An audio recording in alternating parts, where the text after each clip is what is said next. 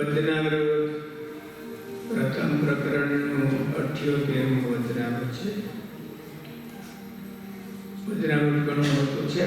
આપણે થોડોક ભાગ વાંચીશું અને પછી એમની ચર્ચા કરીશું. સ્વામિનારાયણ હરે, સ્વામિનારાયણ હરે. સંવત 1877ના અષાઢ સુધી ત્રીજને દિવસ સ્વામી શ્રી સહજાનંદજી મહારાજ શ્રી ગઢડા મંદિર દાદા ખાતરના દરબારમાં શ્રી વાસુદેવ નારાયણના મંદિર આગળ આથમણે બારણે ઓરડાને ઓસરીએ વિરાજમાન હતા અને શ્વેત ખેસ પહેર્યો હતો, શ્વેત ચાદર ઓઢી હતી ને મસ્તક ઉપર શ્વેત પાગ વિરાજમાન હતી અને કંઠને વિશે શ્વેત પુષ્પનો હાર પહેર્યો હતો અને પોતાના મુખારવિંદની આગળ મુનિ તથા દેશ દેશના હરિભક્તની સભા ભરાઈને બેઠી હતી.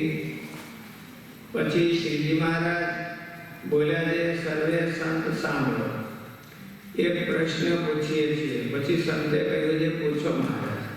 પછી શ્રીજી મહારાજ બોલ્યા, જે દેશ કાળ ક્રિયા સંગ મંત્ર દેવતાનું ધ્યાન દીક્ષા નિશાસ્ત્ર એ 8 સારા હોય તો પુરુષની બુદ્ધિ નિર્મળ થાય છે અને એ 8 ભૂંડા હોય તો પુરુષની બુદ્ધિ ભ્રષ્ટ થાય છે. માટે એ 8માં પૂર્વ સંસ્કાર કર્મનું કાંઈ જોર છે કે નથી. પછી મુનિ બોલ્યા, જે પૂર્વ કર્મનું જોર જણાય છે તો ખરો. જો સારા પૂર્વ કર્મ હોય તો પવિત્ર દેશને વિશે જન્મ આવે અને ભૂંડા પૂર્વ કર્મ હોય તો ભૂંડા દેશને વિશે જન્મ આવે. તેમજ કાળાદિક 7 છે એમાંથી પણ જેવા પૂર્વ કર્મ હોય તેવાનો યોગ બને છે.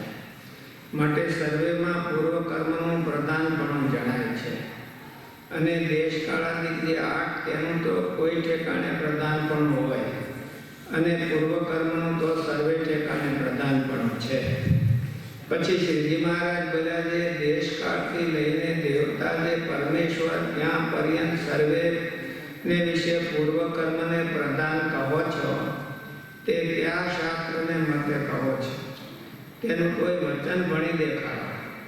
અને એક કર્મનું પ્રધાનપણું તો જૈન શાસ્ત્રમાં છે પણ બીજામાં નથી. બીજા શાસ્ત્રમાં તો પરમેશ્વરને પરમેશ્વરના ભક્તનો સંગ તેનું પ્રધાનપણું છે. માટે તમે કેવળ પૂર્વ કર્મનું પ્રતિપાદન કરો છો તે ઉપરથી સત્સંગી છો કે સાના નાસ્તિક છો કે શું? કેમ જે નાસ્તિક વિના તો બીજા કોઈ કર્મનું પ્રતિપાદન કરતા નથી અને નાસ્તિક તો વેદ શાસ્ત્ર પુરાણ ઇતિહાસ જે ભારતાદિક તેને ખોટા જાણે છે, પોતાના માગધી ભાષાના જે ગ્રંથ તેને જ સાચા માને છે. માટે મૂર્ખતા કર્મનું પ્રતિપાદન કરે છે. અને જો પૂર્વ કર્મે કરીને દેશાદિક 8 ફરતા હોય તો મારવાડને વિશે કેટલાક પુણ્યવાળા રાજા થયા છે. તેમને અર્થે 100 હાથ ઊંડા પાણી હતા તે ઉપર છલા થયા નથી. અને જો પૂર્વ કર્મને વશ દેશ હોય તો પુણ્ય કર્મવાળાને અર્થે પાણી ઊંચા આવ્યા જોઈએ અને પાપીને અર્થે ઊંડા ગયા જોઈએ. પણ એમ તો થતું નથી. અને મારવાડ દેશમાં તો પાપી હોય અથવા પુણ્યવાળો હોય પણ ઊંડા પાણી ઉગે પણ તે દેશ પોતાના ગુણનો ત્યાગ કરતો નથી. માટે દેશકાળાદિક તો પૂર્વ કર્મના ફેરવા ફરે નહીં.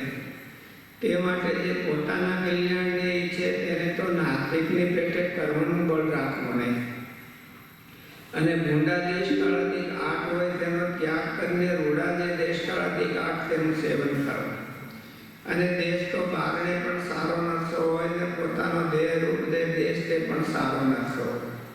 તે જ્યારે દેહરૂપ જે સારો દેશ તેને વિશે જીવ હોય ત્યારે શીલ, સંતોષ, દયા, ધર્મ ઇત્યાદિ જે કલ્યાણકારી ગુણ તે વર્તતા હોય ને જ્યારે આ દેહરૂપ જે ભંડો દેશ તેને વિશે જીવ રહ્યો હોય ત્યારે કામ, ક્રોધ, લોભ, મોહ, મદ, મત્સર ઇત્યાદિ ભૂંડા ગુણ વૃદ્ધિ પામે છે. અને સારો ભૂંડો જે સંગ થાય છે તેની વિગતિ તો એમ છે કે જેનો સંગ થાય તે સાથે કોઈ રીતે અંતર રહે નહીં ત્યારે તેનો સંગ થયો જાણવો. અને ઉપરથી તો શત્રુને પણ હૈયામાં ઘાલીને મળે છે પણ અંતરમાં તો તે સાથે લાખો ગાવનું છેટું છે. એવી રીતે ઉપરથી સંગ હોય તે સંગ ન કહેવાય અને મન કર્મ વચને કરીને જે સંગ તે જ સંગ કર્યો કહેવાય. માટે એવી રીતે મન કર્મ વચને સંગ તો પરમેશ્વર અથવા પરમેશ્વરના ભક્ત તેનો જ કરવો જેથી જીવનું કલ્યાણ થાય. પણ પાપીનો સંગ તો ક્યારેય ન કરવો. સહજાનંદ સ્વામી મહારાજની જય.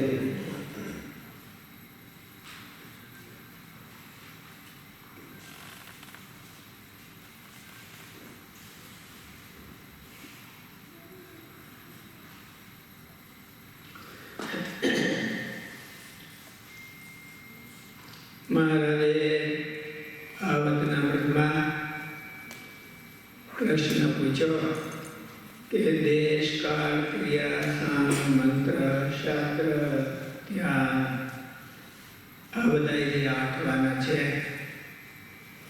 એ જો સારા હોય તો જીવની બુદ્ધિ સારી થાય, અને એ જો મોડા હોય તો જીવની બુદ્ધિ એના જેવી થાય છે. એવી રીતે દેશકાળનો અસર બુદ્ધિ ઉપર થાય છે. એવી રીતે પૂર્વકર્મની અસર બુદ્ધિ ઉપર થાય છે કે નથી થતી? આ પ્રશ્ન બહુ વિચારવા જેવો છે. પૂર્વકર્મની અસર આપણા જીવની બુદ્ધિ ઉપર થાય છે.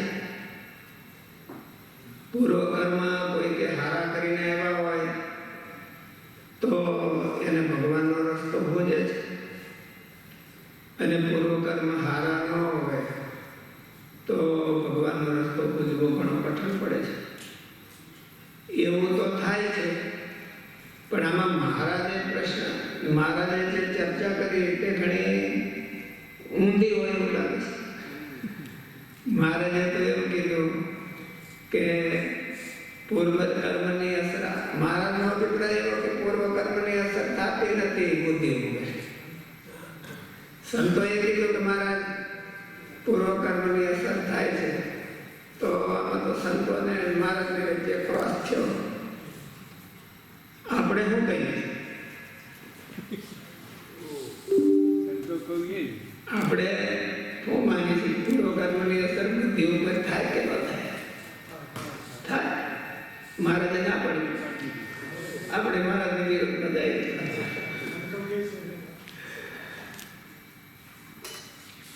પૂર્વ કર્મની અસર ગીતામાં ભગવાને એવું કીધું કે ચાતુર્વર્ણ્યમ મયા સૃષ્ટમ ગુણ કર્મ વિભાગશ.